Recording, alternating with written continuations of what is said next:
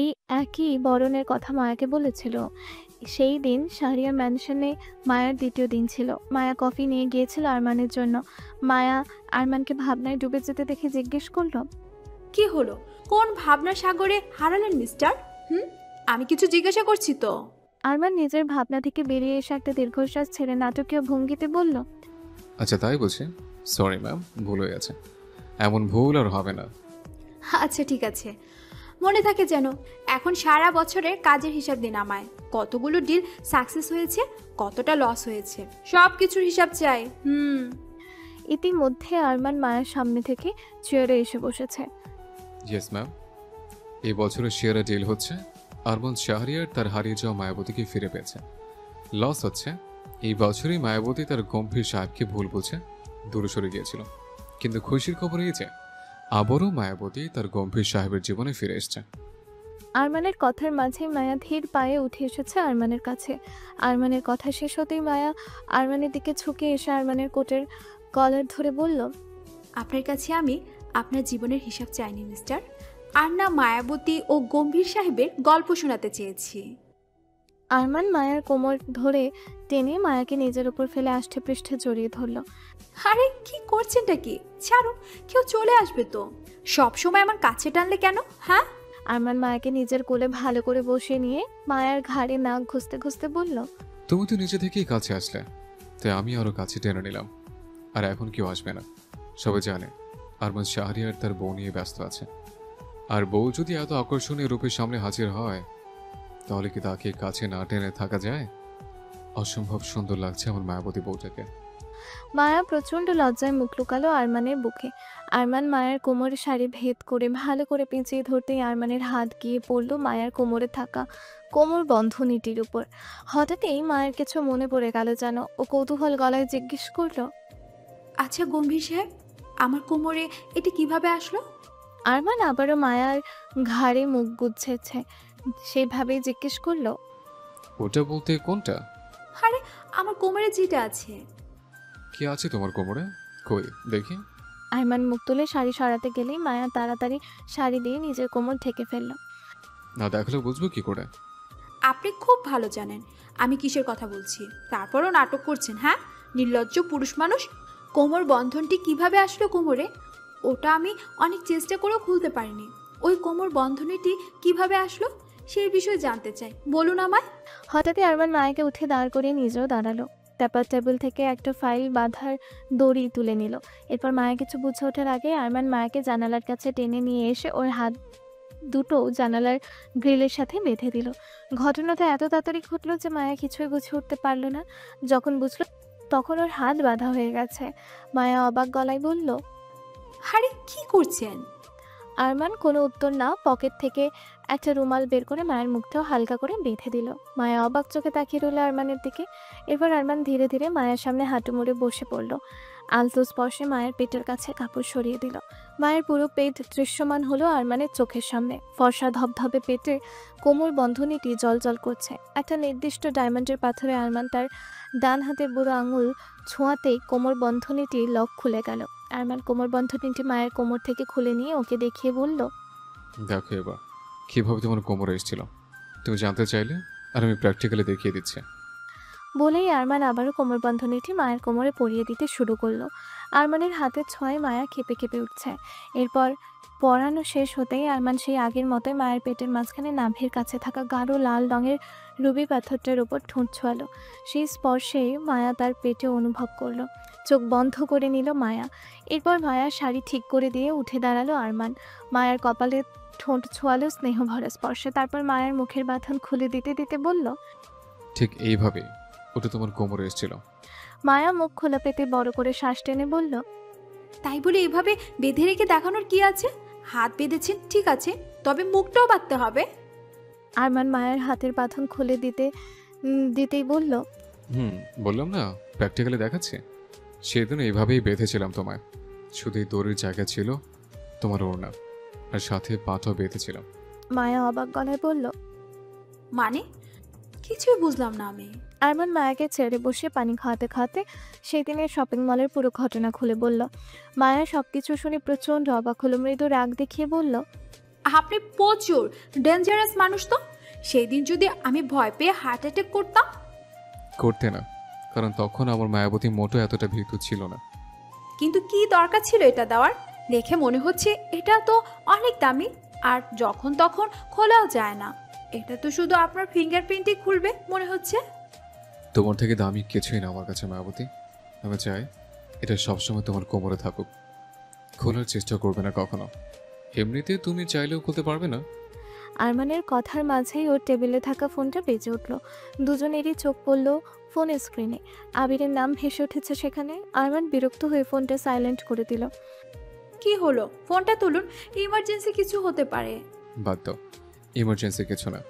এখন আমি শুধু তোমাকে সময় দিতে চাই। কল কেটে গিয়ে আবারও বেজে উঠল। আরমান বিরক্তিতে চ শব্দ করে ফোনটা কেটে দিতে চাইলো, কিন্তু তার আগে মায়া কলটা রিসিভ করে ফোনের স্পিকারে দিয়ে দিল। সাথে সাথে আবির বলে উঠল, জানি ভাই বউকে নিয়ে রোম্যান্স করতে ব্যস্ত আছিস তুই, তবে কিছুক্ষণ আগে তুই মায়াকে সারপ্রাইজ দিলি। এখন তোর জন্য একটা সারপ্রাইজ অপেক্ষা করছে বাইরে। একজন স্পেশাল মানুষ এসেছে। এখন আমরা দরজার বাইরে অপেক্ষা করছি। দরজাটা খুললে জীবন ধন্য হয়ে যেত আমাদের। ফোন স্পিকারে থাকায় আবিরের কথাগুলো শুনেছে মায়া। আবিরের প্রথম কথাটা শুনে শুকনো বিষম খেয়েছে, কাঁদতে শুরু করেছে। আরমান তাড়াতাড়ি মায়ের পিঠে মাথায় হাত বুলিয়ে দিয়ে পানি খাওয়ালো। এদিকে আবির তখনও বকবক করেই চলেছে। দেখলি তো, আমি ঠিকই বলেছি। মানুষ শুকনো বিষম কখন খায় তো বলতো? যখন আবিরকে পুরো কথা শেষ করতে না দিয়েই ফোন কেটে দিল আরমান। আরমান চিন্তিত গলায় বলল, ঠিক আছো তুমি? ততক্ষণে মায়ের কাশি থেমে গিয়েছে। ও মাথা নাড়িয়ে জবাব দিল, ঠিক আছে, এখন দরজাটা খুলুন। আমিও দেখতে চাই কোন স্পেশাল মানুষ অপেক্ষা করছে আপনার জন্য। আরমান কোনো জবাব না দিয়ে বিরক্ত হয়ে এগিয়ে গেল দরজা খুলতে। পিছু পিছু মায়াও এলো। দরজা খুলতেই আবিরের সাথে সামনে দাঁড়িয়ে থাকা মানুষটিকে দেখে বিরক্তির শেষ পর্যায়ে পৌঁছে গেল আরমান। রাগে হাতের মুঠো শক্ত হয়ে গেল, চোয়ালের পেশি টান টান। আবিরের সাথে থাকা মানুষটি বলে উঠল, হে মিস মাইহা, কেমন আছো তুমি? তুমি এখানো আছো? ঠাই অফিসে কোথাও ঢেকলাম না, কিন্তু তোমরা ডোর বন্ধ করে কি করছিলে? শেষের বাক্যটা মানুষটি চিন্তিত সুরে জিজ্ঞাসা করলো।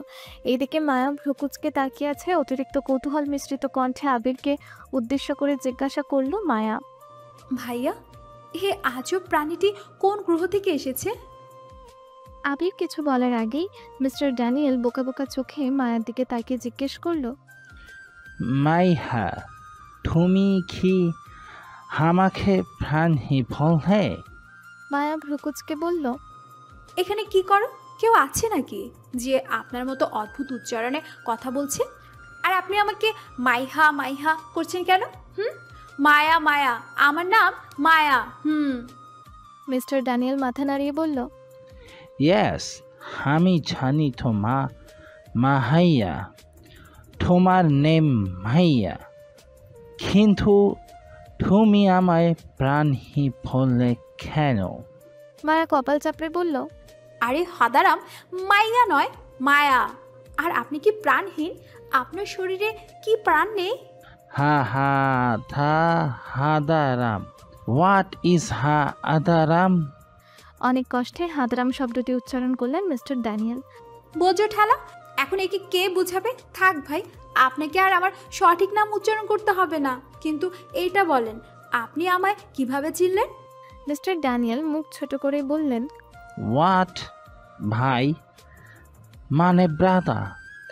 তুমি আমায় ব্রাদার বললে মাইয়া? আর ওই যে হাদারাম মানে কি বললে না তো? আবির তাড়াতাড়ি হেসে বলল, আরে মিস্টার ড্যানিয়েল, হাদারাম ভালো বন্ধু ফ্রেন্ডদেরকে বলে। হাদারাম মানে ভালো বন্ধু। মিস্টার ড্যানিয়েল হেসে গদগদ হয়ে বললেন, তাই নাকি?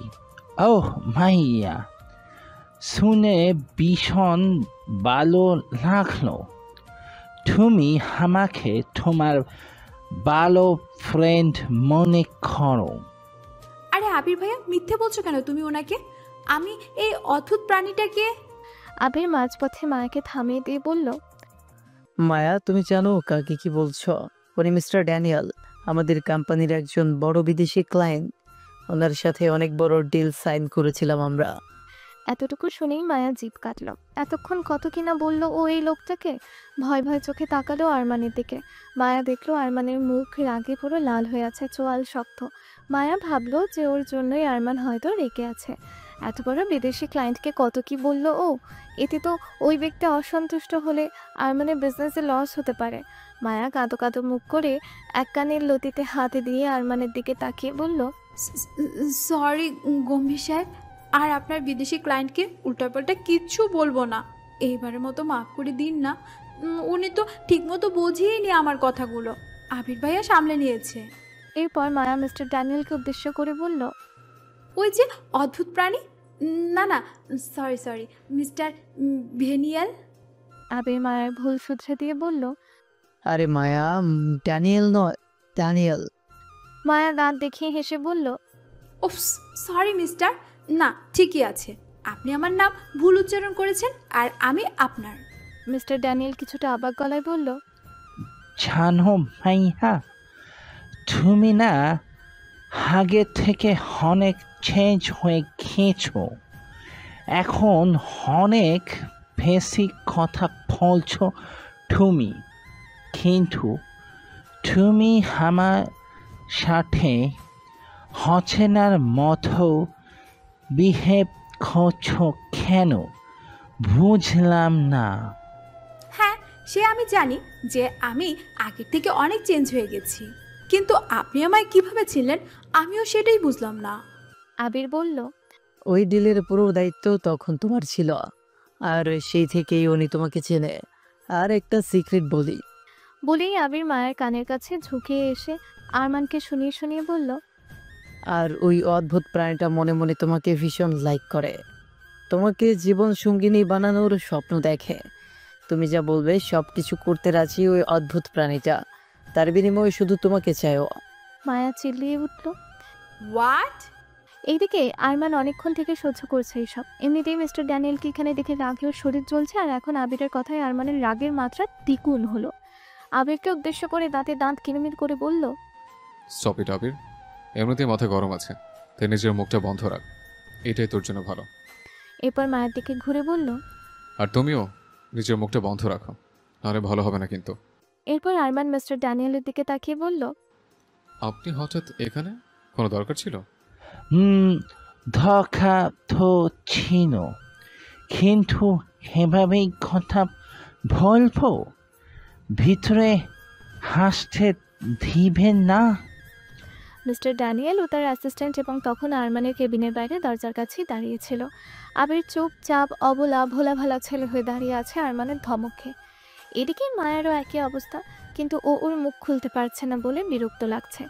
না হলে ওর এই অদ্ভুত প্রাণীটার সাথে কথা বলতে বেশ ভালোই লাগছিল। যদিও অবাক হয়েছে এটা শুনে যে এই অদ্ভুত প্রাণী ওকে পছন্দ করে, কিন্তু বিষয়টা ভীষণ মজার মনে হচ্ছে ওর কাছে। আরমান বিরক্ত হয়ে দরজা থেকে সরে দাঁড়িয়ে বলল, আসুন ভেতরে আসুন।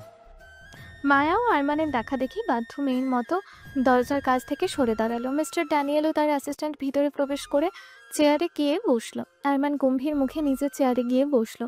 মায়া আরমানের দিকে চোখ ছোট ছোট করে তাকিয়ে বলল, আমি আর আবির ভাইয়া কোথায় বসবো শুনি? আরমান মায়ের দিকে শান্ত চোখে তাকিয়ে ঠান্ডা গলায় বলল, আবির কোথায় বসবে জানি না, তবে তুমি চাইলে আমার কোলে বসতে পারো। আরমানের কথা শুনে মায়া বোকা বোকা হেসে বলল, না, ওই তো ওখানে সোফা আছে, আমি সোফায় বসছি। বলেই মায়া সোফায় গিয়ে বসলো। আবিরও গিয়ে বসলো সোফায়। এদিকে মিস্টার ড্যানিয়েল কৌতূহল গলায় বলল, আপনি এমন বলছেন কেন মাইহাকে? ও আপনার কোলে কেন বসবে? এরপর উনি মায়ের দিকে তাকিয়ে বলল, হ্যাঁ ভাইয়া, তখন তোমার দরজা বন্ধ করে কি করছিলে বললেন না তো? আবির বিড়বিড় করে বলল, এমনিতেই আগুন দাউ দাউ করে জ্বলছে, এখন আর আগুনে ঘি ঢালিস না বাপ। আরবান দাঁতে দাঁত চেপে গম্ভীর গলায় বলল, আমরা দরজা বন্ধ করে কি করছিলাম না করছিলাম সেটা আমাদের ব্যাপার। মিস্টার ড্যানিয়েল, আপনি কাজের কথা আসুন, কোনো কাজ থাকলে বলুন, না হলে আপনি আসতে পারেন। মিস্টার ড্যানিয়েল অপমানিত বোধ করলো, কিছুই বললেন না, নিজেকে সামলে নিলেন, বললেন, এক কাজ তো ছিল, আপনার সাথে আর একটা ডিল সাইন করতে চাই, তবে এবারেও মাইয়া বানানো ডিজাইন নেব শুধু। আরমান নির্লিপ্ত কণ্ঠে উত্তর দিল, আমি এখন আর আপনার সাথে কোনো ডিল সাইন করতে চাই না মিস্টার ড্যানিয়েল, তাই আপনি আসতে পারেন। মিস্টার ড্যানিয়েল প্রচণ্ড অবাক হলেন আরমানকে মুখের উপর ডিল নাকচ করতে দেখে। উনি অবাক গলাতেই বললেন, আরে কি বলছেন মিস্টার হ্যামন? মজা করছেন আমার সাথে?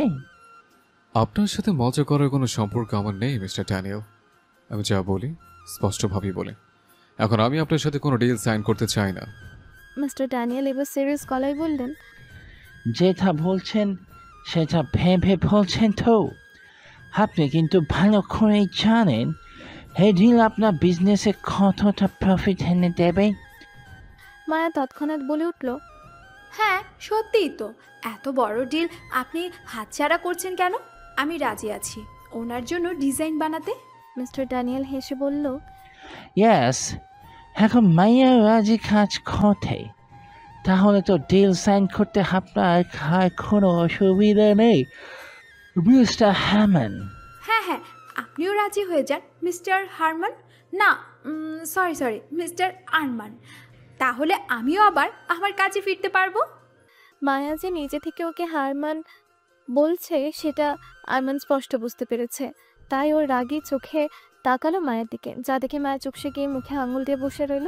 মানে ঠিক আছে, আমি আর কোনো কথাই বলবো না। আরমান মিস্টার ড্যানিয়েলের দিকে শান্ত চোখে তাকিয়ে বলল, মিস মায়ার অসুবিধা না থাকলেও আমার অসুবিধা আছে। এমনিতেও মিস মায়া আর আমার কোম্পানিতে কাজ করে না, তাই আমি আপনার সাথে ডিল সাইন করতে চাই না। হোয়াট? মাইয়া আর আপনার কোম্পানিতে কাজ করে না? তাহলে এখন কোন কোম্পানিতে কাজ করে? আবির দাঁত কেলিয়ে হেসে বলল, কেন মিস্টার ড্যানিয়েল, আপনি কি তাহলে সেই কোম্পানিতে গিয়ে ডিল সাইন করবেন? মিস্টার ড্যানিয়েল বললেন, অফকোর্স, মায়ার জন্য আমি সেই কোম্পানিতে যেতে রাজি আছি। তুমি বলো মাইয়া, এখন তুমি কোন কোম্পানিতে জব করছো? মায়াও হালকা দুঃখী হওয়ার ভান করে বলল, এখনো কোনো কোম্পানিতে জব পাইনি মিস্টার ভ্যানিয়েল, সরি ড্যানিয়েল। এরপর দুষ্টু হেসে বলল, তবে আমার মাথায় না একটা আইডিয়া এসেছে। চলুন আপনি আর আমি মিলে একটা নতুন কোম্পানি খুলে ফেলি। সেই কোম্পানিতে আমি ডিজাইনারের কাজ করব। কি রাজি আছেন? মিস্টার ড্যানিয়েল খুশিতে গদগদ হয়ে বললেন, আইডিয়াটা তুমি খারাপ দাওনি মাইয়া। তুমি যদি আমার কোম্পানিতে ডিজাইনার হও, তাহলে আমি নিউ একটা বিজনেস ওপেন করতে রাজি আছি। জানো ভাইয়া, আজকে তোমাকে ভীষণ সুন্দর লাগছে, চোখ সরানো যাচ্ছে না। তুমি তো মিস্টার হারম্যানের কোম্পানিতে হাজব করো না, তাহলে এখানে কি করছো তুমি? এগুলোই যথেষ্ট ছিল আরমানের রাগের আগুনে ঘি ঢালার জন্য। হঠাৎই আরমান চেয়ার ছেড়ে উঠে দাঁড়ালো। এরপর মায়ের কাছে গিয়ে একটানে মায়াকে উঠে দাঁড় করিয়ে হাত ধরে টানতে টানতে ওকে ওই কেবিনের সাথে অ্যাটাচড রেস্ট রুমে নিয়ে গেল। এরপর ওর হাত ছেড়ে দিয়ে গটগট পায়ে ওই রুম থেকে বেরিয়ে এসে বাইরে থেকে দরজা বন্ধ করে দিল। তারপর সোজা নিজের চেয়ারে এসে বসে গম্ভীর মুখে মিস্টার ড্যানিয়েলের দিকে তাকিয়ে বলল, বলুন এবার কি বলছিলেন। এদিকে মায়া তখন দরজা ধাক্কাতে ধাক্কাতে চিল্লিয়ে বলছে, ও গম্ভীর সাহেব, দরজা বন্ধ করলেন কেন? খুলুন না দরজাটা। মিস্টার অদ্ভুত প্রাণীর সাথে নতুন কোম্পানির বিষয়ে প্ল্যান করতে হবে তো। অনেক বড় সুযোগ পেয়েছি আমি, এই সুযোগ হাতছাড়া করতে চাই না। ও গম্ভীর, শুনতে পাচ্ছেন আমার কথা? আরমান দাঁত কিরমির করে মায়াকে উদ্দেশ্য করে বলল, মায়া, তুমি কি চাও ওই বন্ধ দরজার পেছনে আমিও থাকি তোমার সাথে? আমি যদি ভিতরে আসি তাহলে কিন্তু ভালো হবে না। না না, ঠিক আছে, আমি চুপ থাকছি, আর কিছু বলবো না। আপনাকে ভিতরে আসতে হবে না, কিন্তু আপনি এক কাজ করুন, আমার হয়ে মিস্টার অদ্ভুত প্রাণীর সাথে কথা বলে নিন। ওনার নতুন কোম্পানিতে আমার জবের বিষয়। এত বড় বিজনেসম্যান আপনি, ওইসব বিষয় তো আমার থেকে ভালো বুঝবেন। রেস্টরুমের ভেতর থেকে চিল্লিয়ে কথাগুলো বলল মায়া। এরপর কথাগুলো বলা শেষ হতে হাসতে হাসতে ওই রুমে থাকা বেডে গিয়ে চিত হয়ে শুয়ে পড়লো। তখনও হেসে গড়াগড়ি খাচ্ছে ও। মানুষটাকে এভাবে জ্বালাতে পেরে ভীষণ আনন্দ হচ্ছে ওর। এইদিকে আরমানের কেবিনে মিস্টার ড্যানিয়েল চেয়ার থেকে উঠে দাঁড়িয়েছে ততক্ষণে।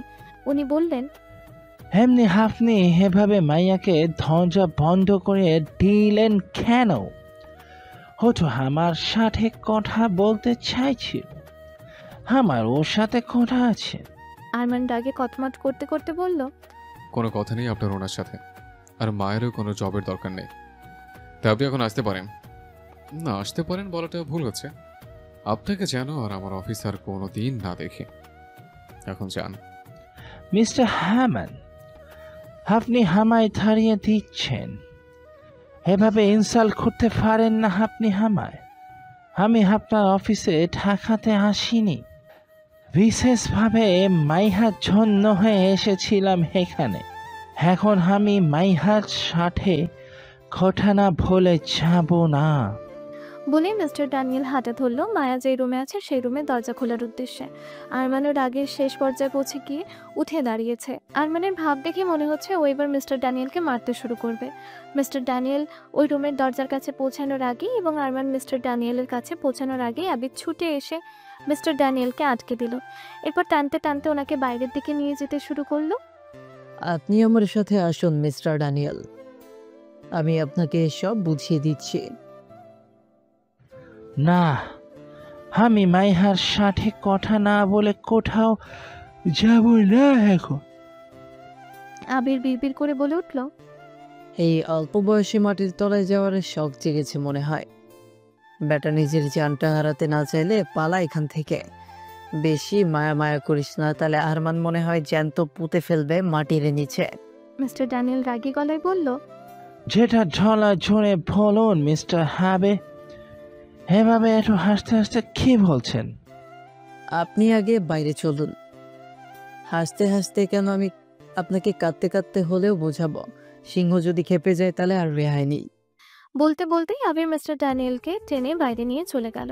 পিছু পিছু মিস্টার ড্যানিয়েলের অ্যাসিস্ট্যান্টও বেরিয়ে গেল। এদিকে আরমান রাগে টেবিলে থাকা জিনিসপত্রগুলো ছুঁড়ে ফেলে দিল। শেষে টেবিলটাকে দুই হাতে করে ধরে উল্টিয়ে দিল। টেবিলটা ছিল কাঁচের তৈরি, শব্দ করে ভেঙে গেল সেটা। আর এই এত কিছু ভাঙার আওয়াজ মায়া ওই রুম থেকেও শুনতে পেল। ছুটে দরজার কাছে এলো। মায়া বিচলিত হয়ে জিজ্ঞেস করলো, কি হলো? কিসের আওয়াজ ওইগুলো? গম্ভীর সাহেব শুনতে পাচ্ছেন আমার কথা? কিসের আওয়াজ হলো এগুলো? না, মায়া কোনো উত্তর পেল না তার গম্ভীর সাহেবের থেকে, যার জন্য ও আরো মরিয়া হয়ে উঠল। জোরে জোরে দরজা ধাক্কাতে শুরু করলো ও। শুনছেন? কোথায় গেলেন আপনি গম্ভীর সাহেব? দরজাটা খুলুন প্লিজ। না, এইবারও কোনো উত্তর এলো না। মায়া এবার কাঁদতে শুরু করলো। আবির ভাইয়া, আবির ভাইয়া, কোথায় তুমি? দরজাটা খুলে দাও না। কি হলো ওই রুমে? সব ঠিক আছে তো? গম্ভীর সাহেব ঠিক আছে তো? কেউ শুনতে পাচ্ছে আমার কথা? হঠাৎ ওই রুমের দরজাটা খট করে শব্দ করে খুলে গেল। মায়া দেখলো আরমান দাঁড়িয়ে আছে দরজার সামনে। মুখে ভঙ্গি শক্ত, চুলগুলো কিছুটা এলোমেলো। কেমন যেন ভয় ভয় লাগছে মায়ার আরমানকে দেখে। মায়া নিজের কান্না থামিয়ে দিয়েছে ইতিমধ্যেই। ও একটা শুকনো ঢোক গিলে বলল, ঠিক আছেন আপনি? কিসের আওয়াজ ছিল ওগুলো? আরমান এক পা এক পা করে এগিয়ে আসতে শুরু করলো মায়ার দিকে। মায়াও ধীরে পিছাতে শুরু করলো শুকনো ঢোক গিলে।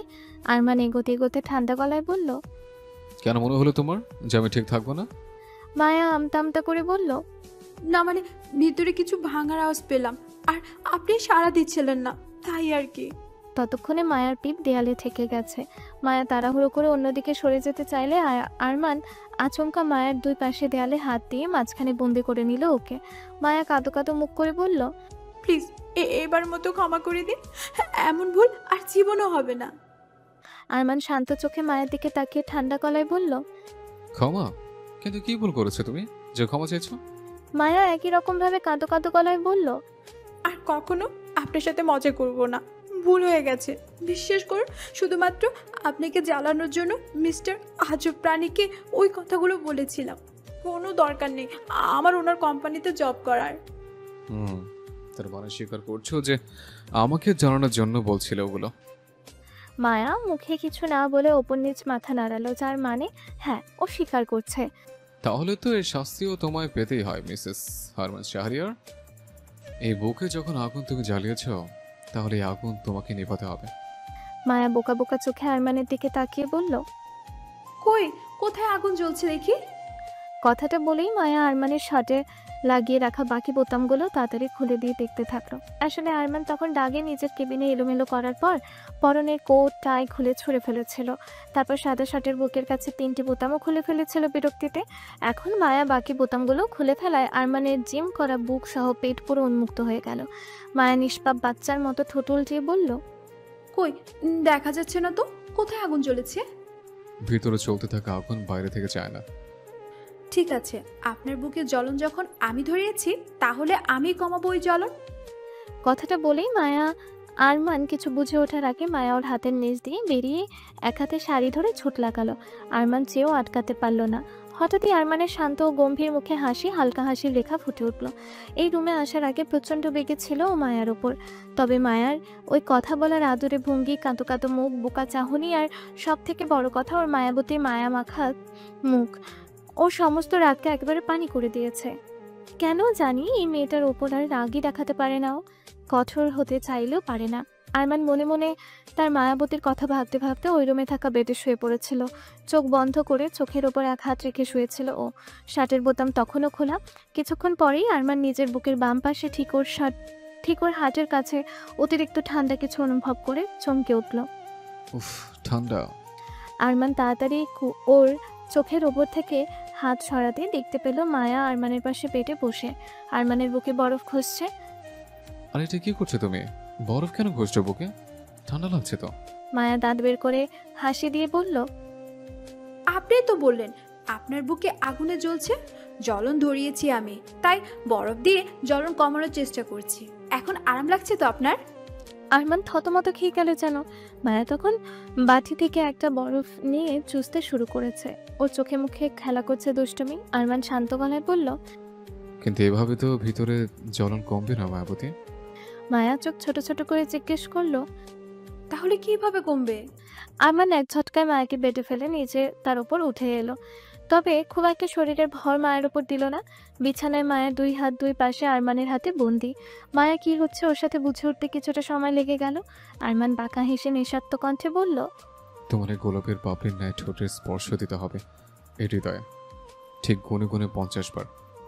আরমানের কথা শুনে মায়ার চোখ বড় বড় হয়ে গেল। আরমানের মনে মনে হাসি পেলেও মুখে শান্ত ভাব বজায় রাখলো। মায়া মুখ বেঁকিয়ে বলল। আমি পারবো না। পারবে না? বললাম তো না। আরমান এবার মুখে কিছু বলল না, শুধু একবার বাঁকা হাসি দিল। পাশেই রাখা ছিল সে বরফের বাটিটা।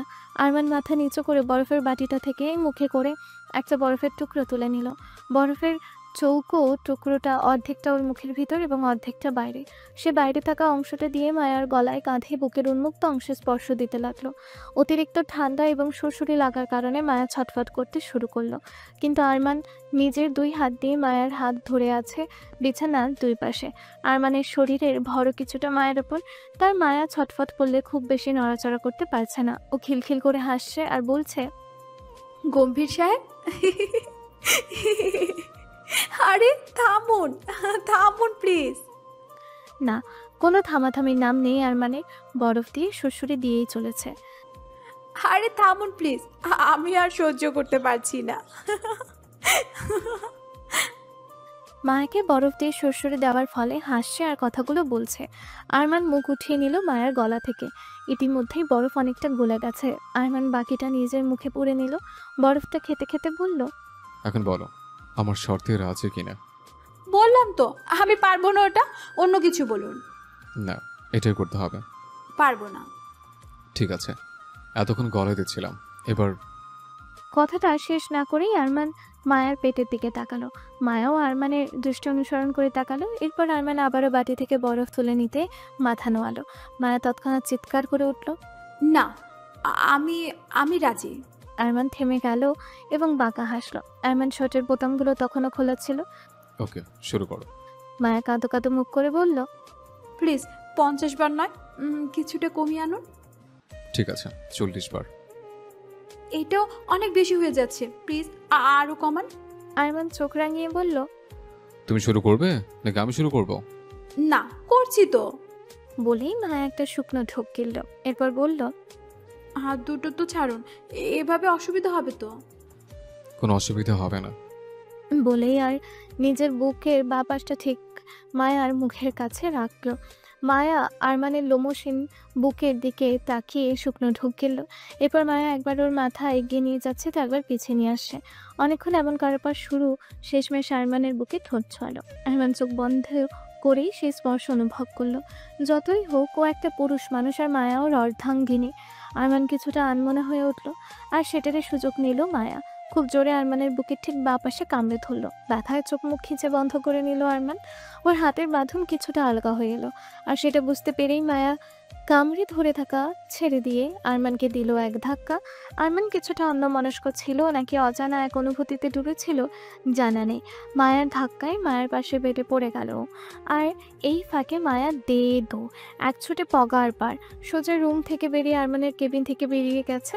আরমান ফ্রেশ হয়ে ল্যাপটপে নিজের কাজ করছে। কেবিনে পরিষ্কার করা হয়েছে, একটা অন্য ডেস্ক এর ব্যবস্থা করা হয়েছে। সামনে আর একটা কম্পিউটার স্ক্রিনে ভেসে উঠেছে সিসিটিভি ক্যামেরার ফুটেজ। কাজের মাঝে বারবার করে সেই দিকে একবার চোখ বুলিয়ে নিচ্ছে আরমান।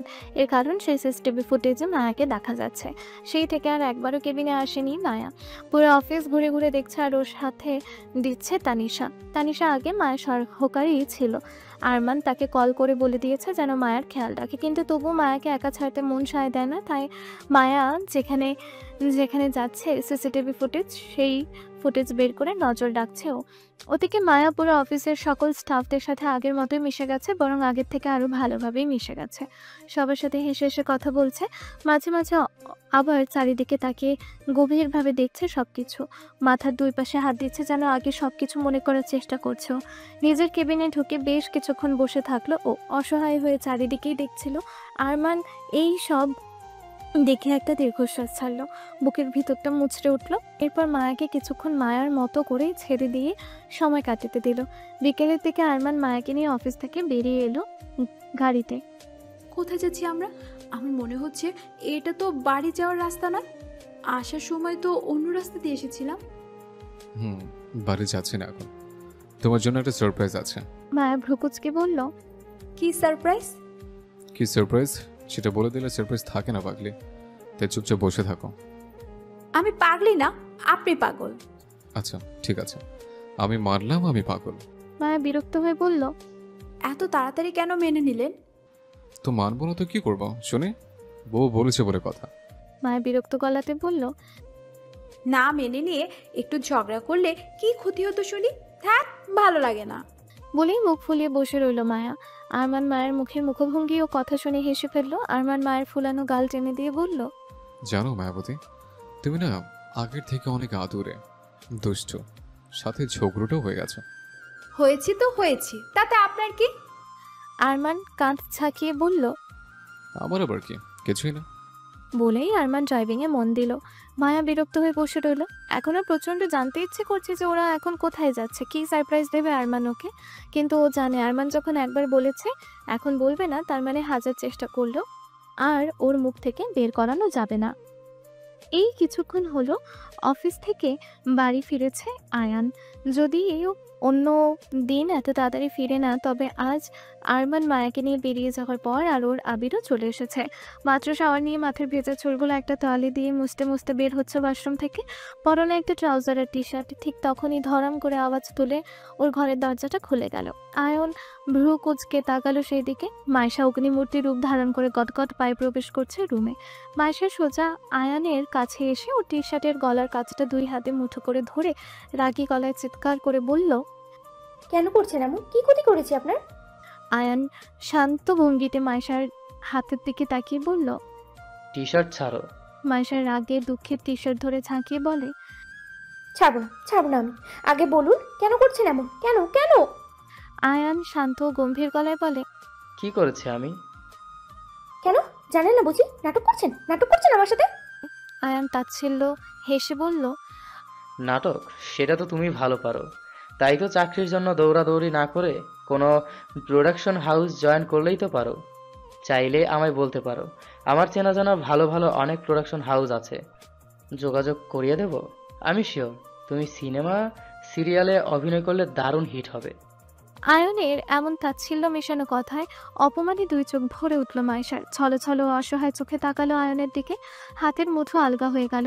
আয়ন আবারও তাচ্ছিল্য হেসে মায়েশার হাত নিজের টি শার্ট থেকে ছাড়িয়ে ড্রেসিং টেবিলের দিকে এগিয়ে গেল। মায়েশা অসহায় গলায় বলল, আর কতভাবে কষ্ট দিবেন আমায়? মন থেকে ক্ষমা চাইলে তো আল্লাহর কাছেও 7 খুনের মাপ আছে। আপনার কাছে কি নেই? চলেই তো গিয়েছিলাম আপনার জীবন থেকে, ছেড়ে দিয়েছি আপনাকে আপনার মতো। তাহলে আমাকে কেন আমার মতো করে ছেড়ে দিচ্ছেন না?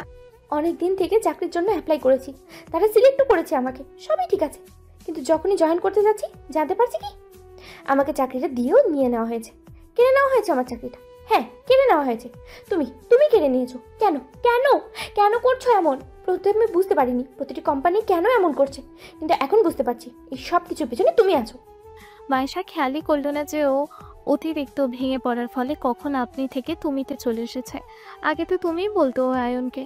আপনি আপনি করলে খুব রেগে যেত আয়ন, বলতো আপনি বললে কেমন যেন পরপর লাগে। আয়ান নিজের শরীরে পারফিউম স্প্রে করতে করতে ভাবলেশীন ভাবেই বলল, কি ভেবেছিলে এত তাড়াতাড়ি ছেড়ে দেবো তোমায়? এত সহজে মুক্তি দেবো তোমায়? কখনো না।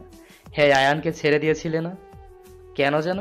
হ্যাঁ, আয়ানের ক্ষমতা নেই, টাকা নেই, নাম খ্যাতি যশ কিচ্ছু নেই, তাই দেখিয়ে দিলাম এই আয়ান শাহরিয়ারের পাওয়ার। হ্যাঁ, আয়ান শাহরিয়ারও চাইলে সব কিছু পারে। এতই যখন ঘৃণা করো তাহলে কেন এই বিয়েতে মানা করে দিচ্ছ না? কেন রাজি হলো এই বিয়েতে? ঘৃণা? যাকে হৃদয়ে স্থান দিয়েছিলাম তাকে এত সহজে কি ঘৃণা করা যায়? কিন্তু সেই কোমল হৃদয়টা না এখন আর কোমল নেই। সময়ের আঘাতে তার শক্ত পাথরে পরিণত হয়ে গেছে। আরো আরো কষ্ট পেতে হবে তোমায়। তাই ভেবো না এত সহজে মুক্তি পাবে। নিজের কাছে রেখে তিলে তিলে শেষ করব তোমায়, ঠিক যেমনটা আমার সাথে করেছো তুমি। কথাগুলো বলেই আয়ান রুম থেকে বেরিয়ে গেল। মায়েশা অসহায় চোখে তাকিয়ে রইল ওর চলে যাওয়ার দিকে। যখন ও এই বাড়ি ছেড়ে চলে গিয়েছিল তখন থেকে বিভিন্ন কোম্পানিতে ইন্টারভিউ দিয়েছে ও চাকরির জন্য। সিলেক্টও হয়েছে ও, কিন্তু জয়েন করার সময় জানতে পারে চাকরিটাকে দেওয়া হয়নি, ক্যান্সেল করে দেওয়া হয়েছে। এভাবেই চলতে থাকে।